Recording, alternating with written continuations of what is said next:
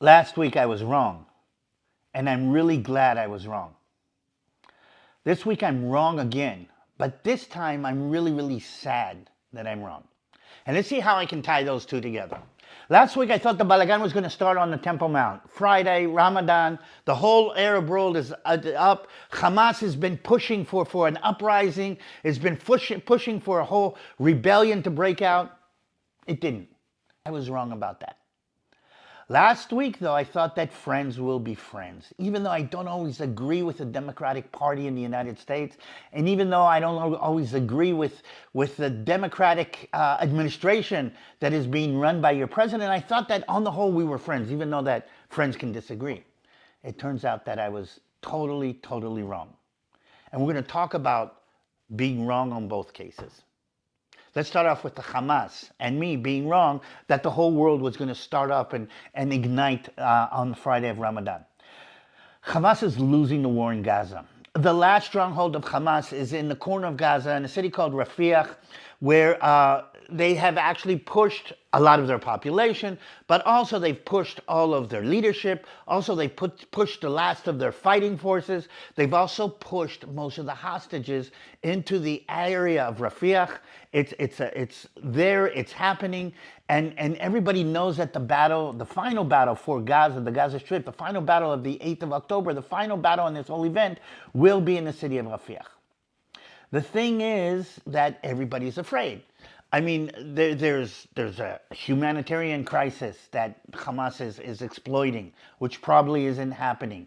There's going to be a lot of pressure on Israel to stop the fighting. But I think Hamas has realized, okay, that it is losing the war militarily. They've got no choice. We're getting towards the end. They believed that when they started the attack on the 8th of October, they were going to trigger the rest of the Arab world in a lot of different things. They thought they were going to trigger the Israeli Arabs, the Muslims living inside Israel, that would rise up in the name of their great cause. Crickets. It didn't happen. They believed that when they pressed the button, started firing the rockets, and pulled off this terrible atrocity, that the Hezbollah is the Lebanese organization sitting in Lebanon, or the Iranian proxy sitting in Lebanon, that they would actually trigger the Hezbollah to start a war with Israel, and that would help in their battle with Israel. And they actually expected it, they actually said it, but it didn't happen. The Houthis. They were hoping that the Houthis, this pro-Iran proxy sitting in Yemen, sitting on a very important waterway, would rise up and change the way the war is being fought. The Houthis did make noise. They did shoot some rockets at Israel. They are firing rockets at shipping into Bab el-Mandeb, but it's not a major game changer. Nothing's really, really happening. It's not going to save the Hamas about this. They believed that when they triggered that attack, the Syrian fundamentalist organizations, the jihadi organizations in Syria, Al-Qaeda among others, and ISIS among others, would rise up and attack Israel. Yes, a couple of rockets were fired, a couple of drones did come in. They thought that the Iraqi Islamic organizations would be a part of it. Crickets, nothing. They believed that they would light what they call the ring of fire. They would light the Balagan that would start. And here's the thing. Hamas is on the verge of being wiped out in Gaza. The damage in Gaza in the fighting, and let me make this clear, Israel isn't attacking civilians, but it will attack every place that the Hamas is hiding, even if they're hiding behind civilians. They're looking at this and they realize that this is the final stage, that the ring of fire did not ignite, and they are on their own. And they realize that, and they're saying, okay, what now? And the only card they have to play, the only element they have to play is, I'm sorry to say, not the Arabs in the world, in the rest of the world, not the Muslims around the world, not the Arab nations around them, none of their brethren. The only card that the Hamas has to play today is the Western powers, the Western mindset, the Western idea that is going to be the only thing that can stop Israel from finishing off this terrible war. That is what they're hoping for. And they're sitting in their tunnels thinking, okay, who's going to come to save us? tigadan, tigadan, and in rides Chuck. Schumer. Democrat, American, Jew.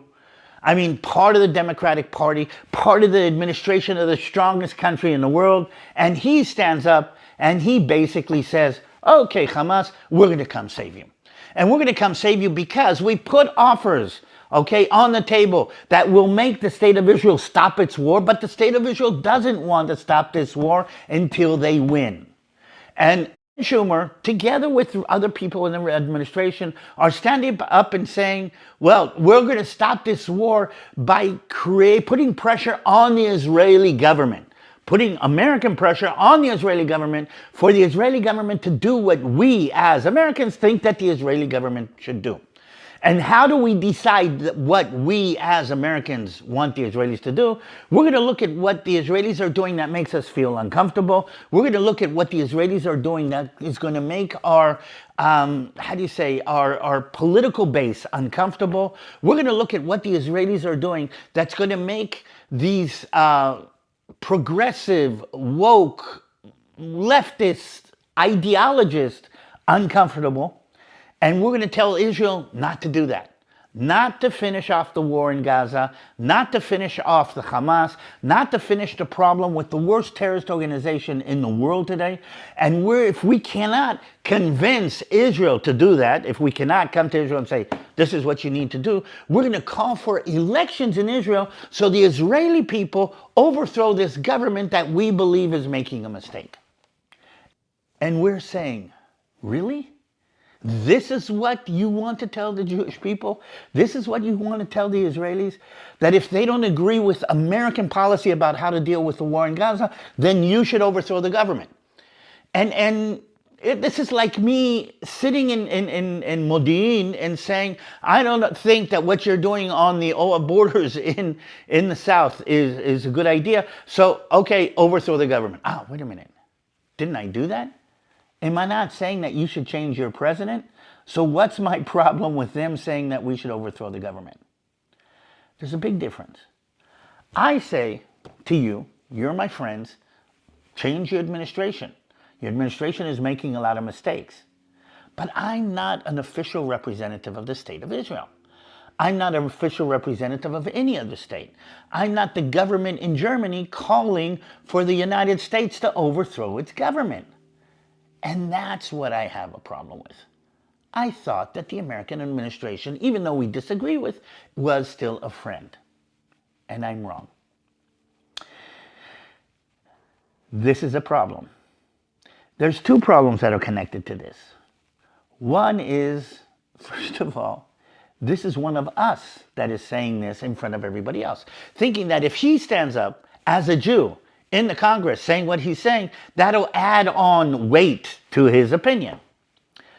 But you don't have to be a genius to open up the Bible to realize that from day one, we realized that we are a problematic people. So, Chuck. Schumer, I know you're Jewish. I know you believe that you're part of us. But that doesn't make your opinion true, because I know, you know, God knows, and everybody listening to us knows that we are a stiff-necked people. And the Bible actually says it. I mean, you don't have to be anti-Semitic to call us stiff-necked. Because if you open up your Bible, and I'm going to hit something that I kind of picked out specifically here. This is Exodus chapter 34, and this is when Moses comes down with the tablets, with the law, with Western civilization, you know, in his hands. And he made haste, and he bowed down towards the earth, and he worshiped the Lord and said, this is in verse 8, now if I found grace in your sight, O Lord, I pray, go among us, be our God, okay? Even though we are a stiff-necked people, pardon our iniquity and our sin, and take us as your inheritance. Yes, I'm a stiff-necked person. Chuck. Schumer is a stiff-necked person, so don't be surprised. But I have something else I want you to understand, because the fact that we are stiff-necked and we make mistakes is one thing. But you better be careful about something else. And again, this is the Bible kind of pointing us in the direction that we're going to kind of go. And this is Zechariah chapter 12, most of you have heard this. And it says that they will lay siege against Judah and Jerusalem. And in verse 3, it says this: and it will happen on that day that I will make Jerusalem a heavy stone for all of the peoples, who would have to take it away, pull it away, carry it away, and will surely be cut into pieces. Though all the nations are gathered against Israel, in that day, saith the Lord, I will strike every horse with confusion and rider with madness. I will open my eyes on the house of Judah and will strike the horses of other peoples blind. Basically, God is saying, when this happens, Israel is going to become a heavy stone, a burden, a problem for the rest of the peoples in the world to deal with. And that's when I'm going to come and I'm going to strike them blind. Your government is making Israel a problem. Your government is making Israel a stone, a heavy burden that they have to lift. Your people, your government are making Israel something that is going to be a problem. And God was very clear about what he says in this regard. God was very clear about who he's going to strike and what he's going to say. And what I'm trying to say is, I thought the United States of America and its current administration were friends of ours. I'm sorry to say I'm wrong, but I'm also really worried that is going to have terrible ramifications on what's going to happen in the near future. This is DaviD TaL. This is a Balagan connection from a different direction. Thanks for being here. Please, if you haven't done this, if this is your first time, subscribe, hit the like button, hit the button. We're trying to kind of get this thing to grow. And if you want to be a part of this work, there's a link down in the comments to Gijón Springs. Gijón Springs is the ministry that Pastor Jeff Johnson and me are a part of, and we're supporting believers in Israel. And you'll be supporting me, and you'll be supporting the believers in Israel. And just be a part of what's going on. Be careful what your government is turning into a burden, and stay with us. Hope to see you again soon. DaviD TaL and the Balagan Connection.